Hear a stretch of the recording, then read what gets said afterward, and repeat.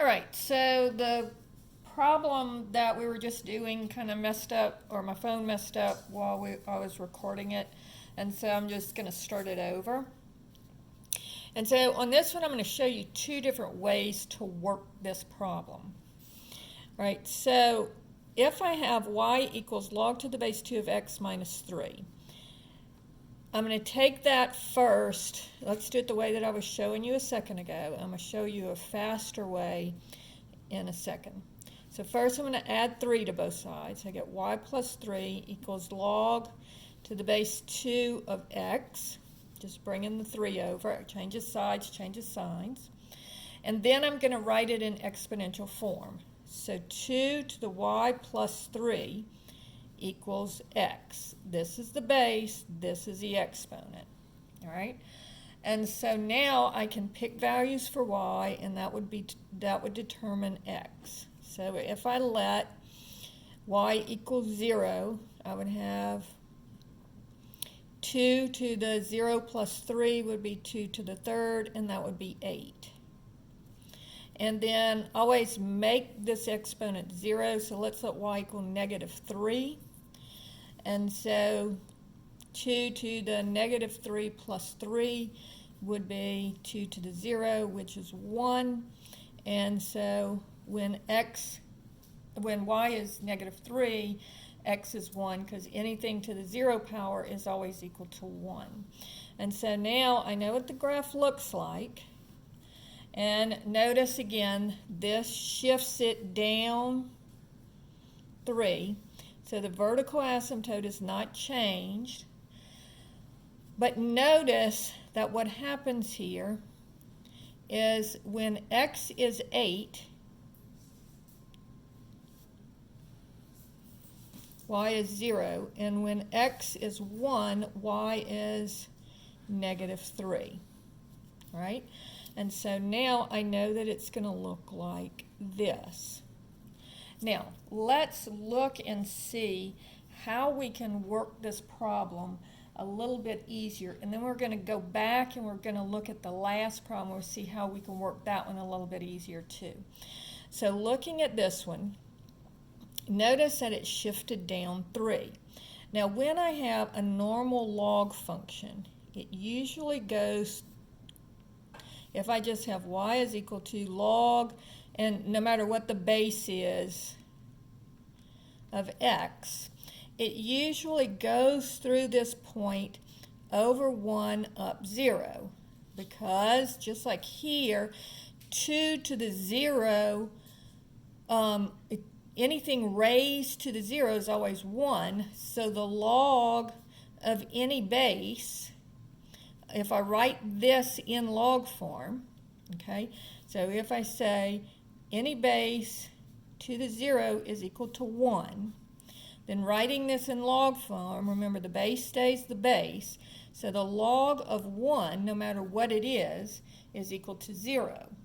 All right, so normally this point 1, 0 is always on all of the graphs unless it gets shifted. So notice on problem number 7, y is equal to log to the base 2 of x minus 3. And we said this makes it shift down 3. So instead of this point being 1, 0, it shifted down 3. So now this point becomes over 1 down 3. And so we know that the graph is going to look like this. Okay? And so we need this point 1 comma negative 3. All right? Now, problem number 6. And on this section in the homework, the only thing that you really have to do is identify the graphs. You don't have to graph anything. You just have to identify the graphs. So on this one, on problem number 6 that we did a little while ago, y is equal to log to the base 1/2 of x plus 4. So what I'm thinking when I look at this problem is 1 comma 0 is going to be shifted up 4. And so instead of being 1, 0, it's going to be 1, 4. And so again, and this would be a decreasing function.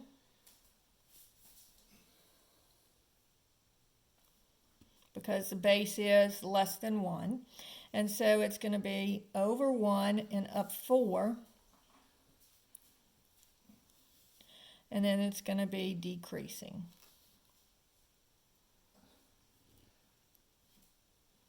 And the vertical asymptote has not changed.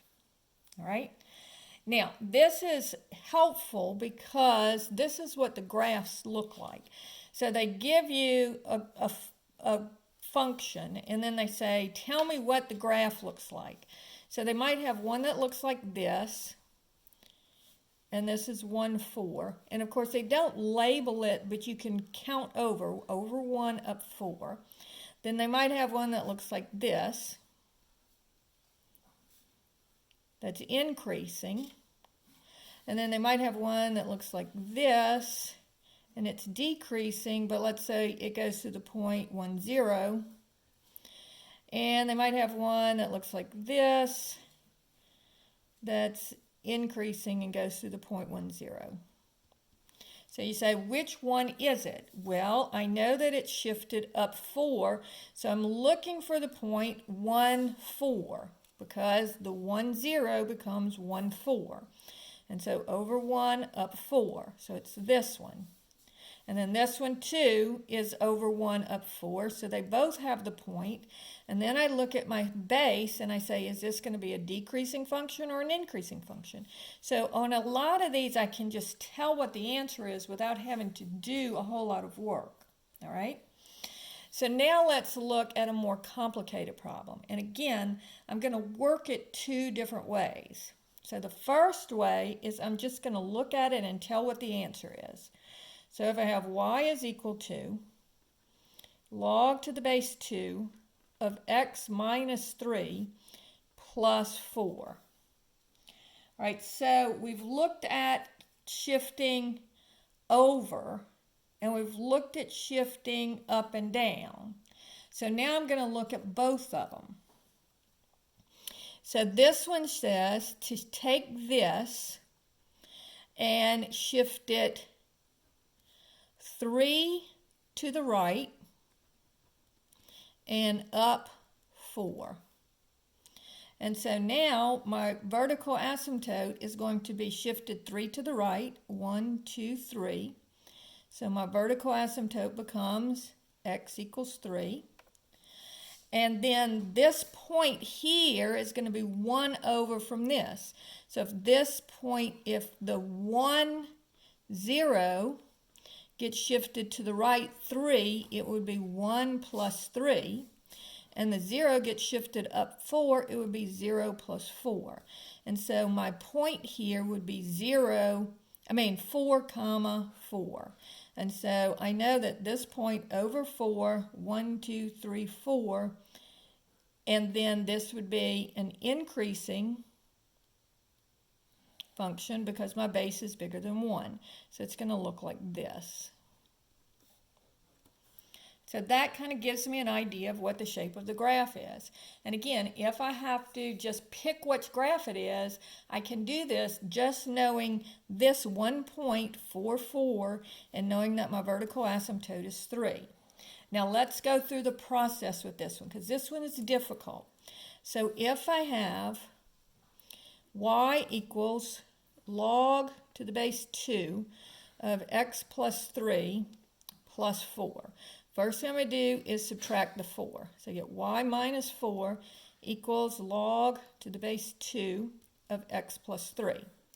Now I'm going to write it in exponential form. So here's my base, here's my exponent.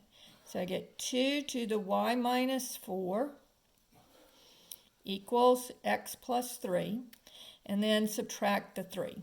2 to the y minus 4 minus 3 equals x. So again, bring the 3 over, changes sides, changes signs. So now looking at all of the arithmetic I had to do, you see why it's easy if you just can look at the at the problem and tell how it shifted. So now, again, let's pick some y's and determine what x is. So again, I'll let y equal 0. So I get 2 to the 0 minus 4 minus 3.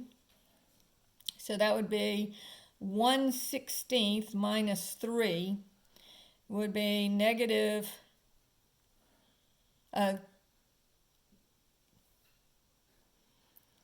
negative 3. Oh, I'm sorry. Yeah, y equals 0.